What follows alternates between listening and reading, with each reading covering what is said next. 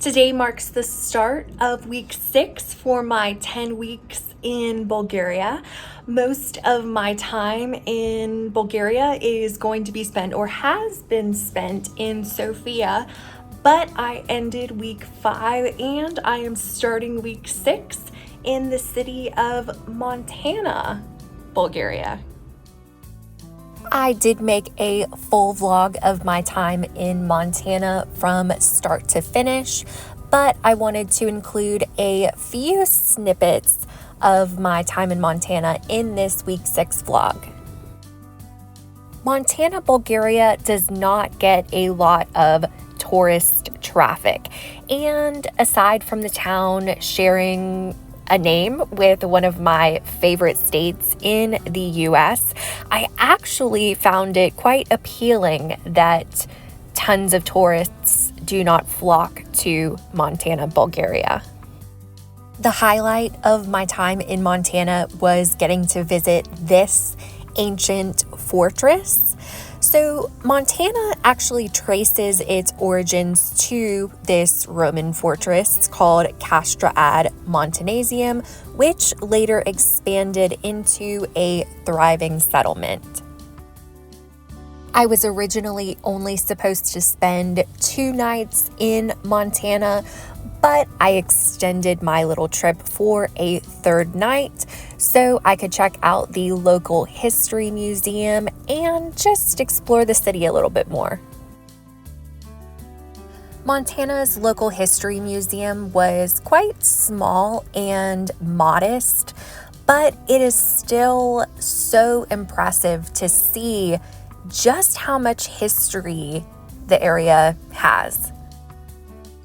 These memorial notices could be spotted all over the town of Montana, and they not only serve as essentially obituaries notifying people of someone's death, but they also serve to commemorate the death of a loved one by saying that they have been gone for 5 years, 10 years, etc. I eventually made my way over to Montana's Mihaylov monument, which honors the local communist leader who played a significant role in Bulgaria's anti-fascist movement. Montana was actually renamed Mihaylovgrad in his honor during the town's communist era, and that name stuck from 1945 until 1993, when the town was once again given the name Montana.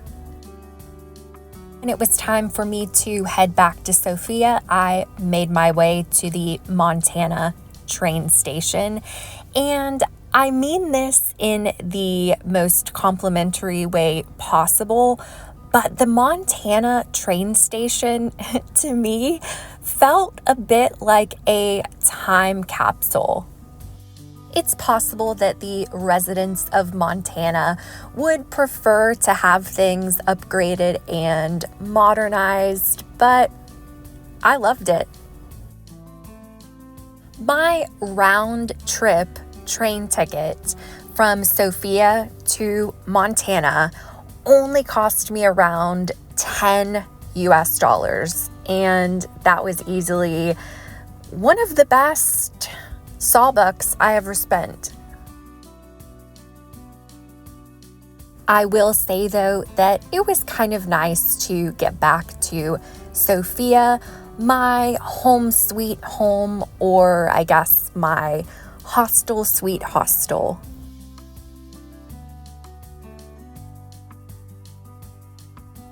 Here we have my humble bedroom. And over there, you can see my humble closet. I probably ate my weight in pizza during my 10 weeks in Sofia, but for under $2 US, you could get a huge slice, and that's a deal that's hard to pass up. Speaking of low prices, I also liked getting my nails done in Sofia because it was significantly less expensive.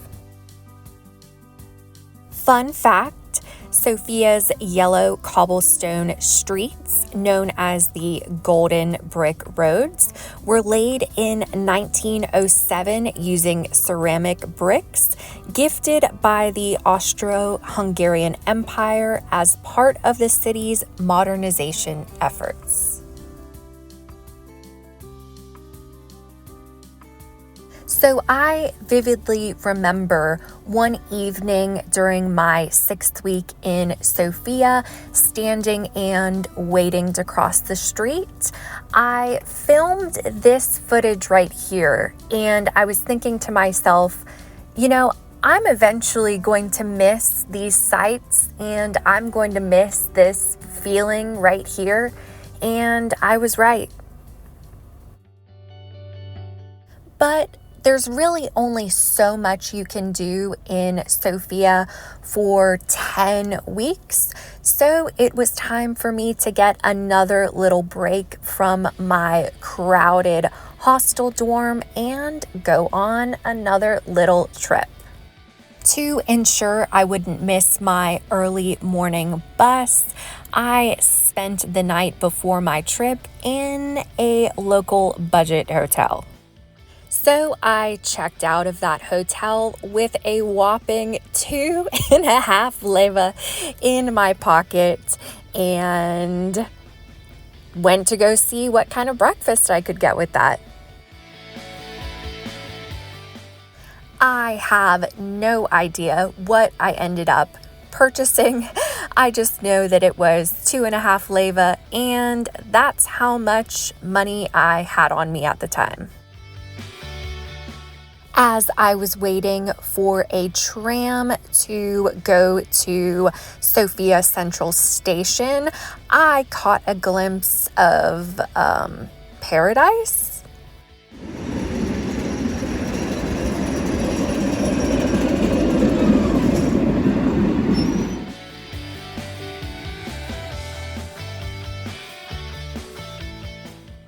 Initially, when I decided to spend 10 weeks in Sofia, someone mentioned that I should consider taking a trip down to Greece during my 10-week adventure.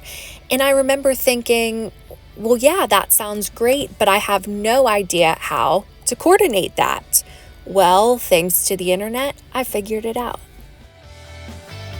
When I made it to Sofia Central Station, I was immediately experiencing deja vu because I had just been here a week before to catch a train to Montana. So I have been running late, but I made it to the bus station and I found my bus. I had a little bit of extra time, so I figured I'd use the restroom. What do you know? It costs 1 leva, and I spent my last few coins on breakfast, so I don't know how this bus trip is gonna go.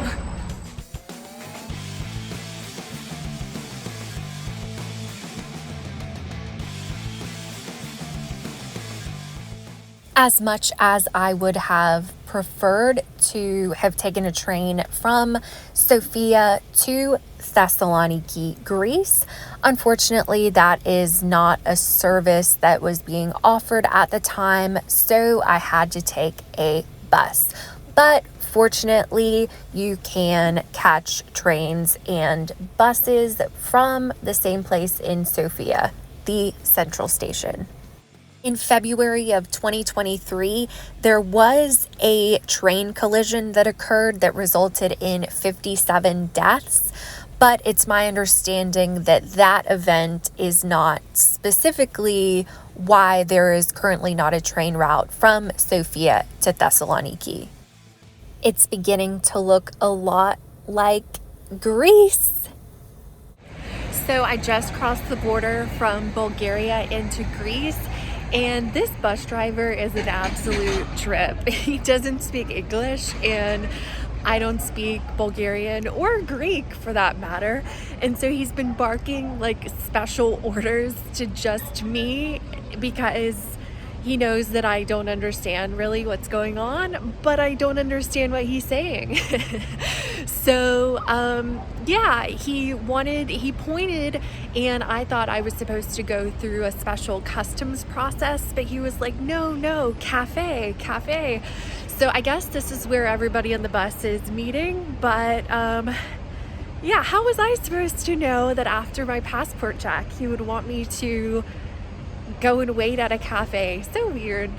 I guess one of the joys of being a solo female traveler is having people think that just because something is new to you, that means you're incompetent.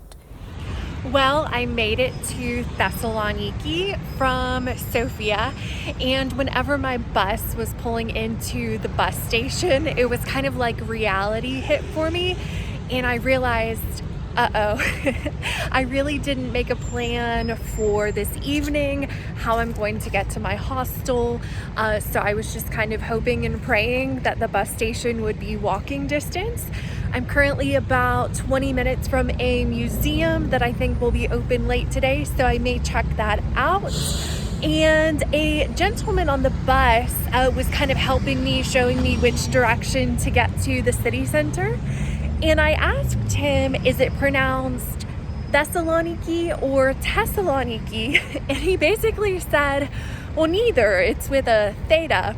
So please forgive me if I'm not pronouncing it correctly. I'm going to go with Thessaloniki. So here we go.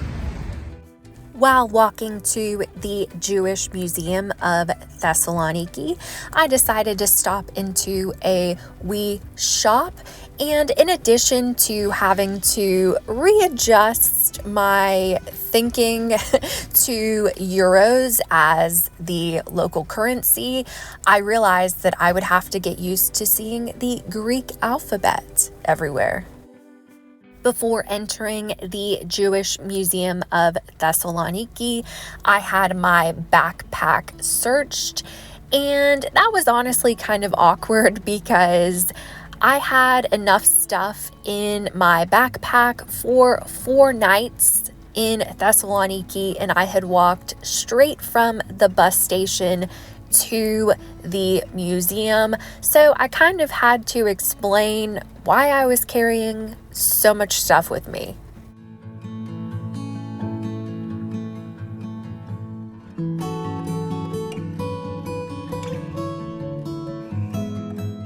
The Jewish Museum of Thessaloniki was established in 2001, and it documents the rich history of the city's Sephardic Jewish community, focusing on its vibrant pre-war life, the devastation of the Holocaust, and the preservation of its cultural heritage.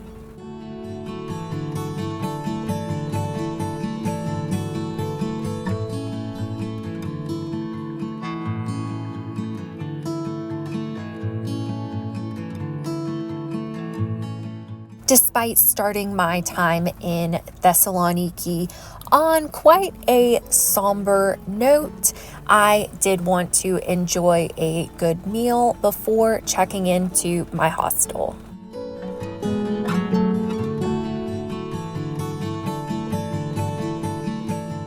In addition to ordering some tzatziki, I was able to try moussaka for the first time.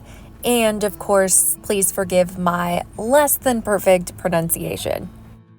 To me, moussaka tasted a lot like lasagna, but with vegetables instead of noodles. After dinner, while I was leisurely making my way to my hostel, I was pretty surprised to see that there was no railing stopping people from walking right into the water. My trip to Thessaloniki was in early October, but you would have thought that it was the middle of July. The city was alive and well. After a long day of traveling, it was time for me to check into my hostel and get some rest for my first full day in Thessaloniki.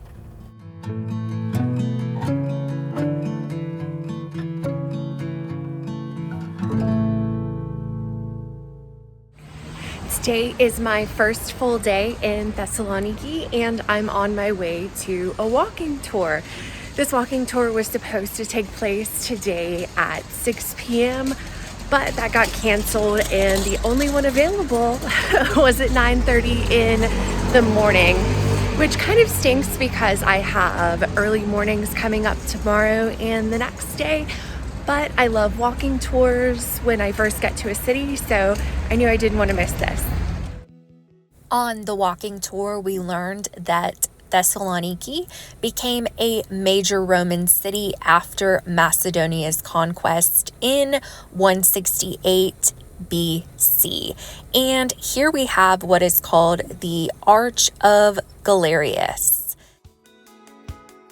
Thessaloniki served as an imperial residence under Emperor Galerius, who commissioned landmarks like the arch we just saw.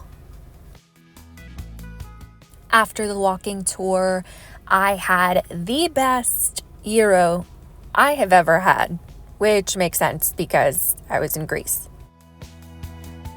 After lunch, I began to make my way over to the Museum of Byzantine Culture, and every shop I popped my head into had tons of Evil Eye merchandise. I will be making a full vlog covering my time in the city of Thessaloniki, but for my week 6 vlog, this is just a brief overview of some of my week 6 experiences.